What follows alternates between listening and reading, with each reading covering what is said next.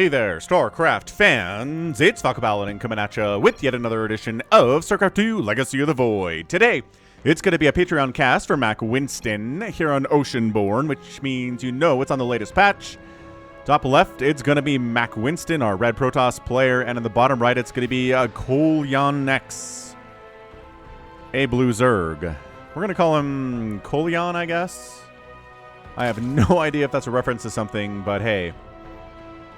If he gets matched up against a MackWinston, he's a pretty good Zerg player. APM check. I got 134 average here for Kolyan and 46 APM average for MackWinston. So, what are we going to do here today, Mac? We're going to play macro, right? I know MackWinston likes his macro games. A lot of splash damage against Zerg, which is an excellent way to win against Zerg. I've seen him go carriers against Zerg recently. I don't know. But I feel like that's a pretty good way to defeat Zerg as well, especially at this level. Alright. Oh, okay. So a not extractor. Not extractor before pool. But it's a hatch pool gas.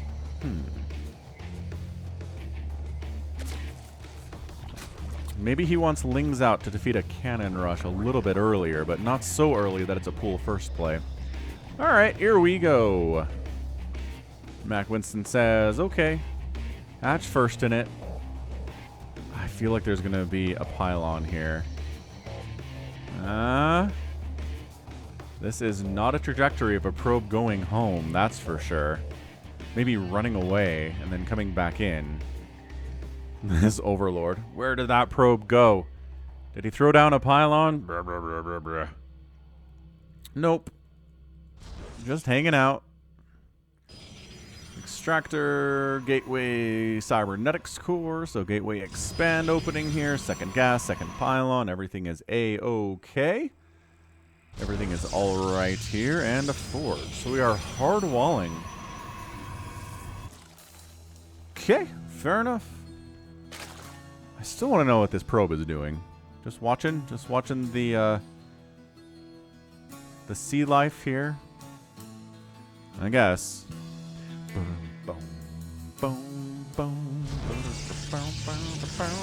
Stargate. Could be an oracle. We gotta inject. We have to inject. Okay, you threw down a creep colony, and there's the injection. Cool. So I just barely missed it. Did the Overlord poke over here far enough? I don't know. Yeah, so I guess probe just going in for a second round of scouting. The Lings are here, but as I mentioned previously, this is a hard wall. And guess what's behind the wall right now? Actually, is that not a hard wall? Oh, no, yeah, there's an Adept up here completing the wall. So not a hard wall at all, actually. But the Adept two-shotting these Lings, no problem. The Lings running up to this Adept are just dummies. Like, just attack stuff you can attack. Don't let the Adept get shots off on you. Oh, now there's two of them, though. And yeah, that early Ling stuff getting absolutely no value whatsoever. It's been 4 Lings down for absolutely no deaths on the other side of the map here. So that's just terrible, terrible. Early Ling pressure got nothing done, which I'm not surprised by, right? A good Protoss player should never lose anything to like 8 Lings showing up at the 3-minute mark. It'd be embarrassing. Earlier than that, sure. Maybe so. It is an Oracle, and it is a Roach Warren from a Kolyan here. So what's the play going to be with those Roaches? Roaches and Ravagers against things that can, shoot down and then fly. It's going to be advantage for the Protoss here. A Void Ray would be insanely good against this incoming Roach stuff. And we have an Oracle name submitted by Waldo. Oracle name is Elphaba. A traitor or a liberator? Crusader or ruthless invader? It's all in which label is able to persist. From the musical Wicked. What an absolutely fantastic musical, according to people who've seen it. I haven't seen it. The Lings at the third base.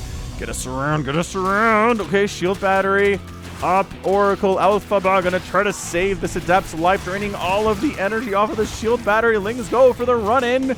They get inside the house. Oh gosh, no. Run, probes. You can't fight this many Lings. If it was a couple fewer Lings, sure, but this is way too many.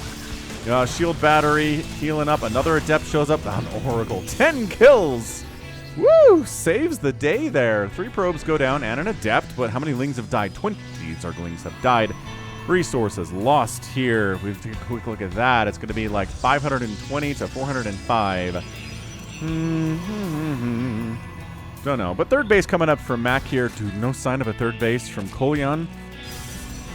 I'd be worried about this, Mac. I'd also be making a Void Ray, and he is. So check that action out. Loving a good Void Ray. Just want to point out, Mac is a patron of mine at patreon.com/Falcon Paladin. For $10 a month, tier 3 supporter. Gives him the right to send me any replay once a month, and I'll cast it. And here we are. What's already proving to be a pretty exciting ZVP. What do we got? A single Void Ray, which, you know what? It's sad, but it's true. I think the single Void Ray is going to hold this.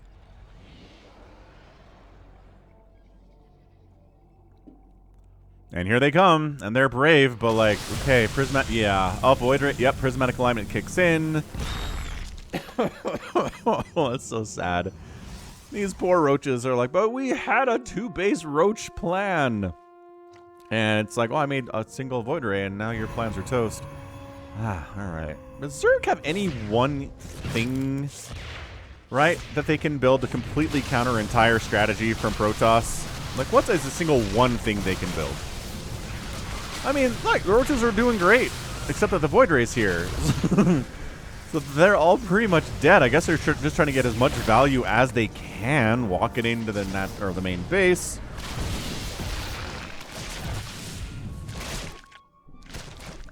Chasing all of these probes out of the main base. Void Ray, la la la, 3 total kills. Prismatic Alignment is ready to rock again. I'd pop that again if I was Mac, like right now.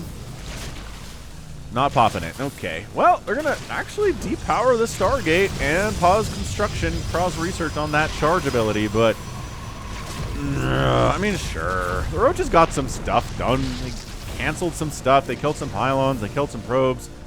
A couple of Zealots and Adepts went down here. Not popping. Okay, but where are you going? You still have to kill these guys.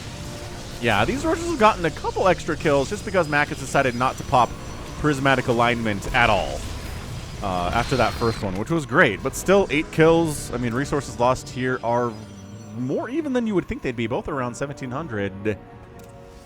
And, oh, it's a MUTAS on the follow-up here from Kolyan. He is not interested in a third base at all, is he? He's got all 4 of his gases rolling. He is throwing up Mutalisks on the backside. Oh, I said he's not interested in a third, and then he throws up a third. What a boss. However, it's already 3-base economy for Mac. He's up 42 to 39 total workers. He is building more Void Rays, which actually don't trade very well versus MUTAS cost for cost. With a little bit of shield battery and cannon support, though, that can go fairly well for the Protoss player. So, how much gas do we have here, Kolyan? 100 gas. So we can make these 3 more MUTAS great, and then maybe 1 more Mutalisk, and maybe it's time to go. It's a good number of them already. 7 of them with 4 more. So 11 MUTAS showing up here. Could be really problematic for Mac. But shield battery overcharge especially. Extra cannons providing some damage here. Cannons do okay against MUTAS for cost especially. And yeah, if you've got charge lots on the other side of the map killing your stuff while your MUTAS are being dealt with over here, it can be really bad news for the Zerg player. So let's see. I mean, the good news for Kolyan is that there aren't any Phoenix out. If he responds properly to this, as Alphaba tries to get in there and get some more kills, what's she got? 12 kills confirmed already. Not too shabby. Storm's on the way, but I don't think we're going to make much use of it in the upcoming Mutalisk battle. Here they are. The MUTAS. No, how dare they? Ah, they're fleeing. And okay, yeah, they're like, we'll fight you if you're not on your shield battery. Oh, pull back to the shield battery. Nicely done. And Stalkers here. Start making some Phoenix. A couple Phoenix would be awesome. Oh, Void Ray down. Like I said, they have a really hard time battling. And Alphaba gets wiped out too. Fare thee well, all of these probes that have to evac after some of them died. And yeah, honestly, at this stage, Kolyan might want to start making some lings, but his production tab is empty. So not spending his cash very well, but microing the heck out of these MUTAS, which is the hallmark of a Mid-Rank Madness style player, right? You can usually macro pretty well or micro pretty well, but doing both is usually a bit beyond you. You got 2,500 minerals in the bank, man. You can build so many lings. And you know what's being built on the other side by the Protoss? Stalkers. You know what's really good against Stalkers? Lings. There we go. Oh, he fires up 46 lings.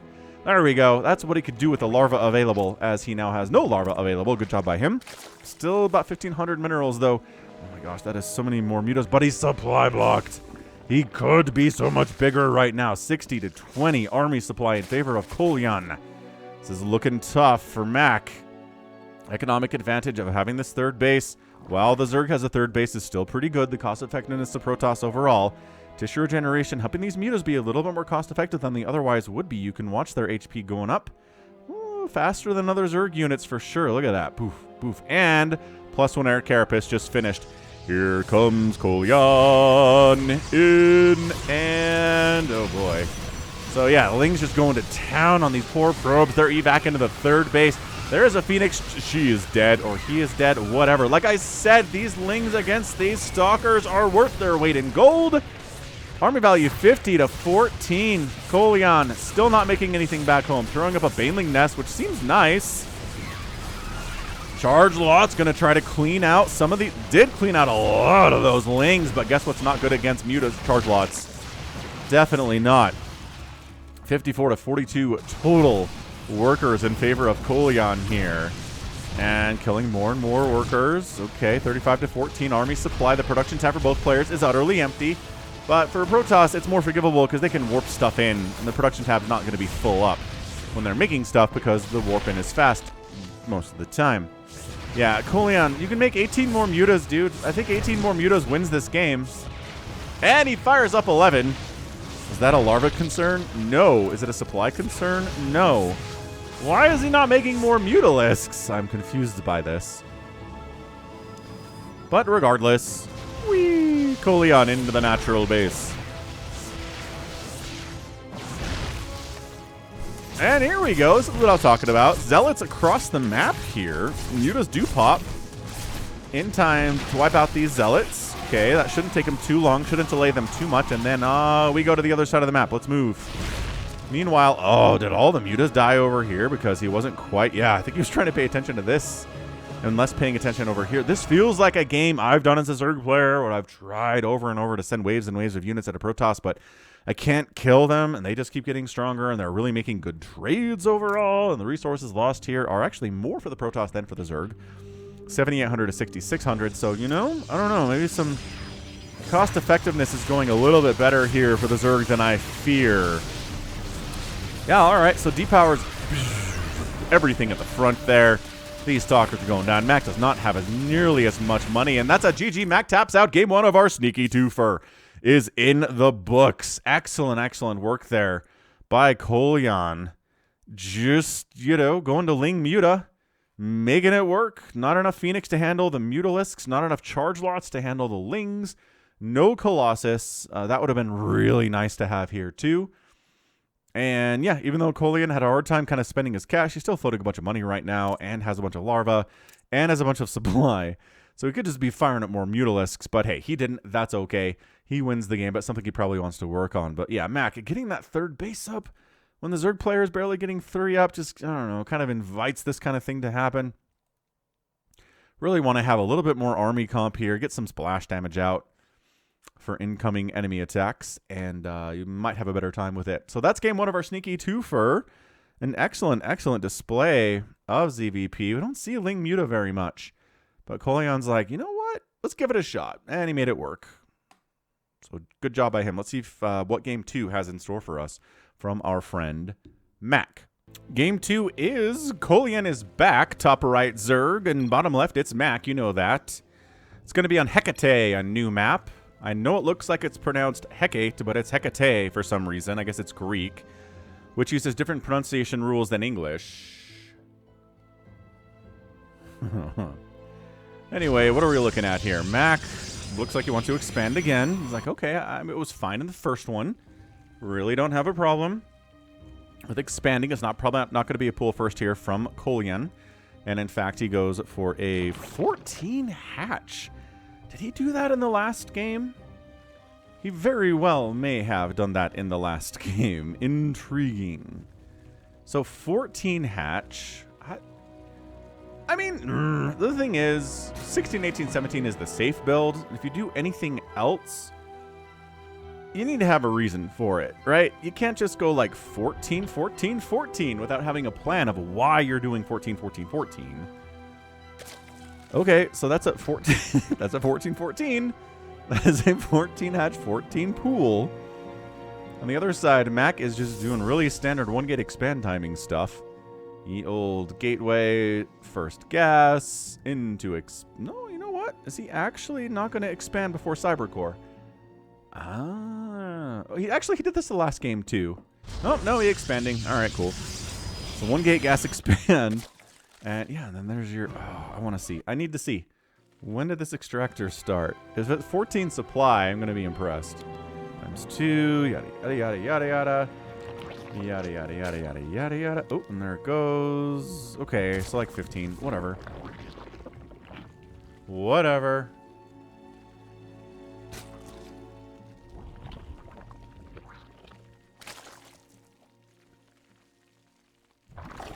Boop. Gas pops. How fast do we saturate said gas? The answer is... okay. I'll give that an okay rating on saturation time. So, can Kolyan go MUTAS again? You think that would work for him? Nope, oversaturating his gases, Mac. He's gonna lose now. I'm just kidding. That's not how this works. Oh no, I lost the spinny logo. Sam DDA's face is here now. Ah, I hate that bug. We'll never fix it, though. I don't think the StarCraft intern knows how to fix that one. Although, since Microsoft owns Blizzard now, maybe they'll give us 2 interns? 2 interns would be nice.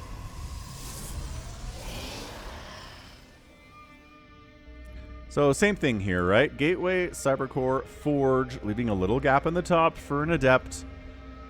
MackWinston says if it ain't broke, don't fix it, and is going to open up Stargate here, too. And same thing, Kolyan. Going to use this first queen for, there you go, Creep Tumor. Going to inject with the queen in the main base. We're going to delay the third base.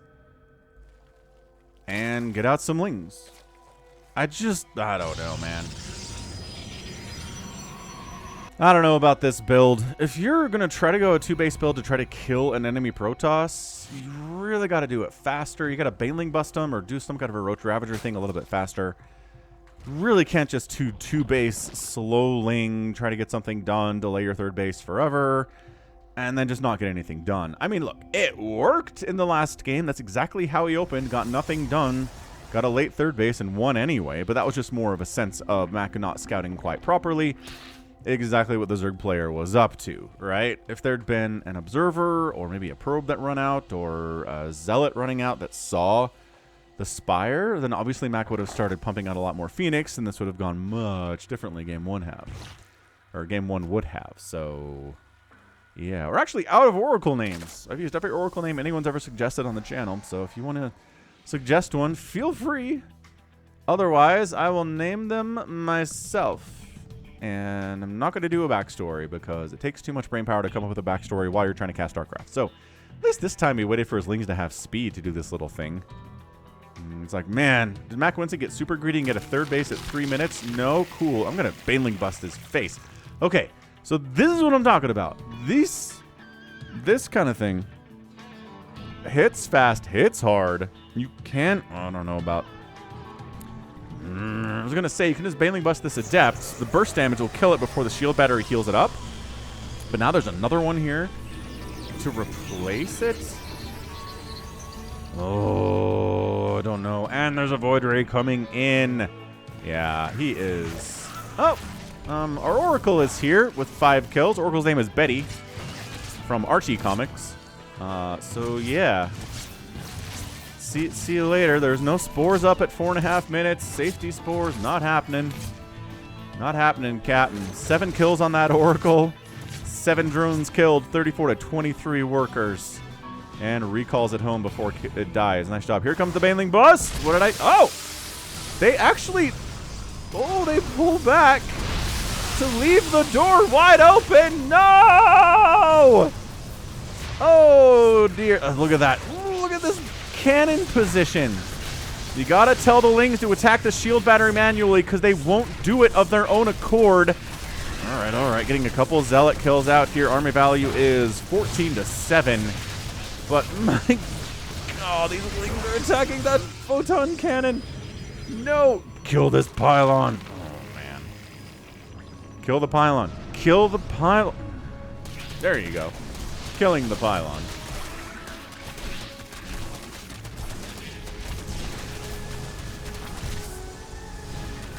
If he just hold this, it's only a 13 kill Void Ray. No biggie.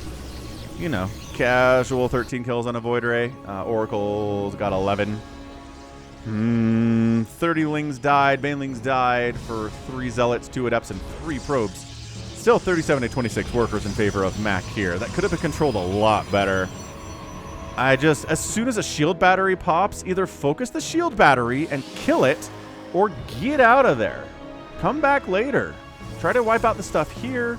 Maybe try to snipe down this Nexus. Knocking the Protoss down to 1 base when you're on 2 bases would have been amazing. 3rd base does come up behind it from Kolyan. Ling's trying to get in, but guess who's plugged the hole in the wall? Mac has, and guess what we're going to do? Baneling round number 2.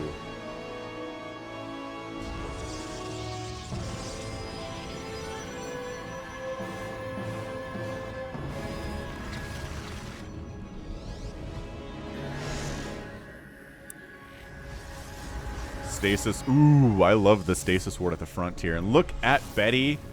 Oh my gosh. Completely neutralizing this whole Baneling bust.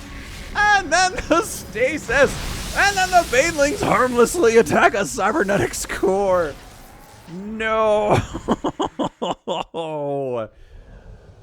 No. All right. Well, this third base got canceled by Void Rays. Nice job, guys. New 3rd base time, Kolyan. Guess that. There you go. Fine. 50 to 30. Ooh, hang on. 41 workers. Kolyan is trying to get his economy up. He's like, all right. Spire again. What won the last game? Mutalisks. And Mac, well, his Stargate is empty, and he has 0 Phoenix.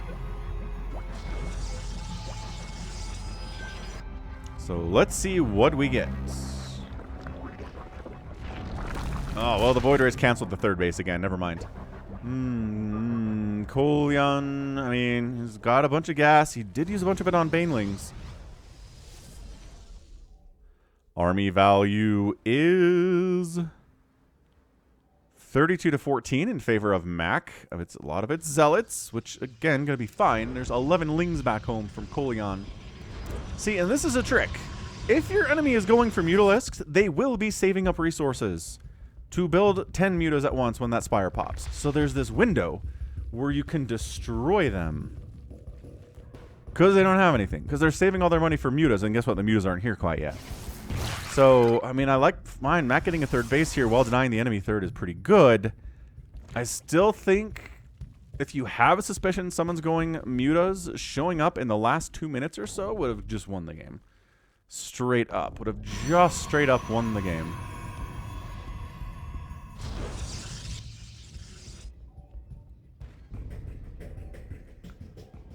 Alright, like I said, it's Mutas. I mean, not that hard to read, right? 13 Mutas coming out.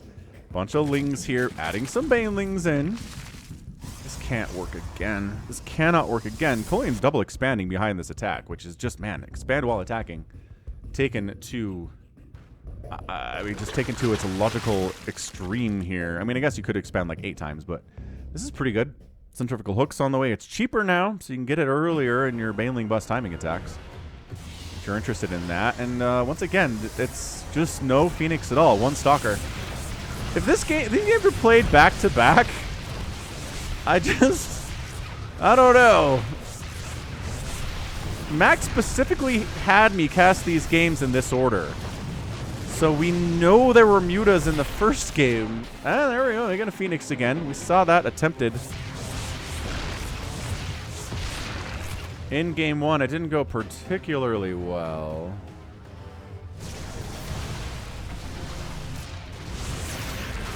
Alright, stasis up. Sure. Banelings on, warping in Stalkers, killing neither of them.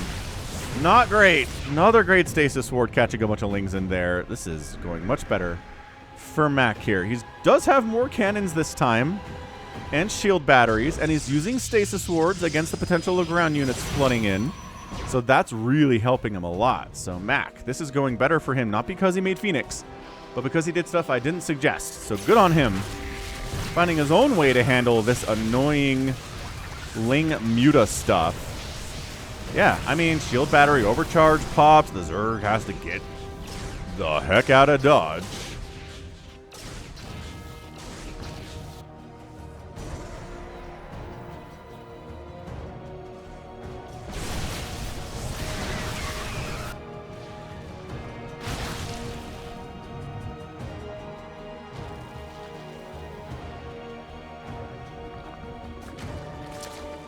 Sure. Infestation pit on the way back home from Kolyan. He's got about even army supply here, which is not great from a Zerg player in his EVP. Lingbane Muta all the livelong day here. More stasises are going to be amazing. Honestly, I'd love to see a Colossus or 2 or 3 or 4. I mean, 2 Colossus I think would be ample, but we're not interested. Or some Storm. Some Storm would also be incredible. Ooh, oh, all right, Archons. We'll allow Archons. I firmly accept Archons as a splash damage option here. So, excellent. Alright, man. So, technically, it is a 4-basing Zerg versus a 3-basing Protoss. Worker count is 60 to 52, though, in favor of said Protoss. And Lingbane Muta. Okay, there you go. Banelings wiping out them Zealots. Absolutely fantastically done. I like this hard walling at the 3rd base. You need more gateways anyway. Let's put them here. Ling attacks aren't going to do very well. A couple Zealots up into this 4th base is good. And look at the whole army comes home from Kolyan to deal with 2 Zealots. This is one of the things that's amazing at the lower levels and is not as good at the high level, right? Sending a couple Zealots up, a smart, elite Zerg player, like, you know, a Legilak ranked Zerg player, will just send enough Lings to deal with these Zealots and then continue on with the attack. But at this level, the whole army gets F2'd and sent back here to deal with this one thing, right? Which is just a waste of time for everything. Oh, sure, I guess we have enough time to knock down these rocks with our Lings that have no attack upgrades at all. So sure, your 0 attack Lings with no Adrenal will get through these rocks in soon. Revelation toss down. And all right, 12 o'clock, Kolyan in trouble. The Archons are here to absorb Baneling shots. They do a pretty good job. Oh, there are Hydras out from Kolyan. I didn't even notice those. Hey, I kind of love that idea from him. Really good against Archons. So great against stuff that flies. Look at these Phoenix. Phoenix not even a concern. That Void Ray gonna die. Oh my gosh, Void Ray run. Oh, no, come back in and die. That's cool. Wow, so the base died, but Kolyan won the battle. It is 41 to 37 army supply. Kolyan did not have much left, obviously, at the end of that. So, okay, fine. Mac hanging, getting a 4th base after killing the enemy 4th base has got to feel pretty good.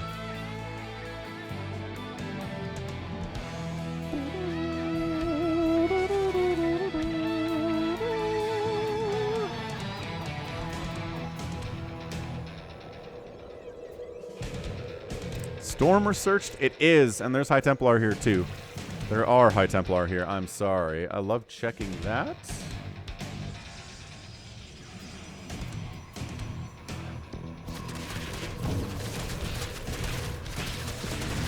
Alright. So, I mean, a little bit of a Lingbane Hydra thing here, but it looks good against all of this is the Storm, which Mac has plenty of. So, Kolyan backing out. Making more Banelings. He's down 62 to 53 workers, which is not how you want to do it against a Protoss. Good Storm bait and dodge out. That was pretty nice. Not going to complain about that. Carrier on the way from Mac. Okie doke.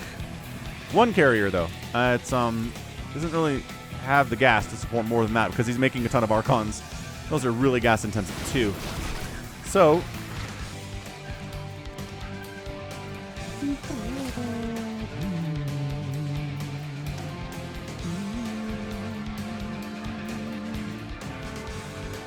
I don't know about this for the Zerg. Mac's looking okay.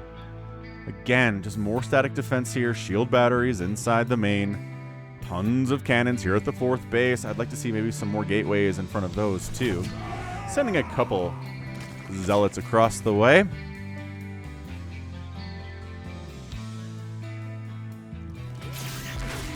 Oh, look at that. We could have made it. Could have been one Zergling triggering that stasis, but hey, we'll take like 4, 3, I guess. I know how to count. It's 3. So this is a very fast army, which means it's incredibly squishy, which means splash damage is going to annihilate it. So let's see when Kolyan decides it's time to engage here. He really should have expanded by now, at least a minute or so ago. Holy, adding some swarm hosts into the mix. Alright, fine. I mean, again, squishy, it's Zerg. Everything's squishy. But Ultras maybe, I don't know, a little blinding cloud from Vipers, I guess. Going to a Hive is nice.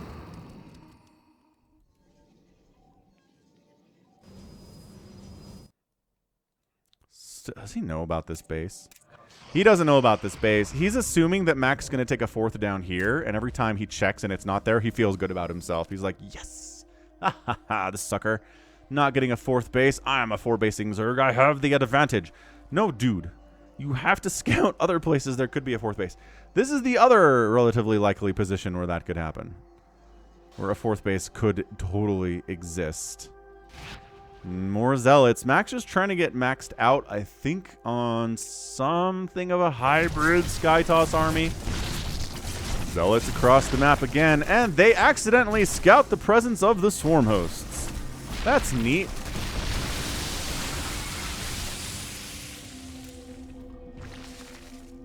Swarm hosts can't do anything about carriers. Really, the only anti-air here is going to be 11 Hydras and 6 Mutas. 2 more carriers being added in. Mac's going to be maxed out here at about 17 or so. He's like, I don't want to wait for these last 2 carriers. Let's kill these nerds. Oh, the swarm host gets launch and run, boys. There you go. Launch and run. Don't chase the Archons. Kill the Zealots. Okay, a couple of them die. Fine. And good retreat. That is honestly the best answer to swarm host. If you don't have enough splash damage, Archons don't really count here, right? It's going to be Storm. It's going to be Colossus to wipe these out.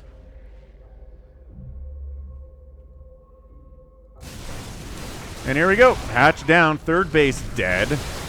And storming any Zerg that dares come in here. Locusts, yep, getting killed by these carriers is excellent stuff. Even army supply. Finding the swarm hosts. Oh, gosh. They launch again, but I don't know that it okay, are we going to fight this? I guess we're going to fight this.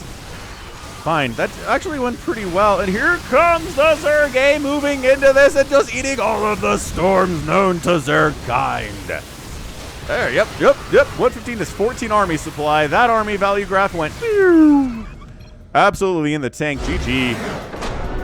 And that's how a lot of ZVPs end at the 18-minute mark, is the Zerg player's like, go my minions. And then the Protoss is like, you can't just A-move into this, you'll die. And then everything dies. Great storms, good micro there. Better spellcasting from Mac, and that gets the win in this game. And yeah, carrier's getting some work done here too. So overall, good solid game. Dealt with early Baneling busts. I think Kolyan's economy was kind of garbage for most of the game, but I don't know. He got to 4 bases, which is not nothing. And yeah, some Vipers to counter the carriers. That's the thing. You really need some Soulcasters to counter these carriers. If you don't have that, you're just going to die. So I know a lot of this was Storm, Zealot, Archon, but the carriers alone, I just don't know that there was enough to deal with those, especially with 3 more in production. Adrenal wasn't done. I don't think Adrenal would have mattered. Honestly, those lings are getting wiped out by Storm anyway, and Adrenal does not help you not die to Storm, it turns out. But yeah, end of the day, 2 hatcheries killed, no nexuses down, resources lost, much different in this game. 386 units down to 85. Woo! In favor of Mac. 24,000 to 11,000 resources lost is not going to win you any matches at all. All right, that was beautiful. That was fantastic. All right, neat. So that is going to be it for me today. This has been Falcon Paladin coming at you with yet another edition of StarCraft 2 Legacy of the Void and a Patreon cast. Go ahead, hit that like button, hit that subscribe if you like what you saw and what you heard today. You can also catch me on Twitter, Facebook, Patreon, and Twitch, all at /Falcon Paladin. And until next time, as always, thank you so much for watching, and you take care of yourself. The path of ascension is before us.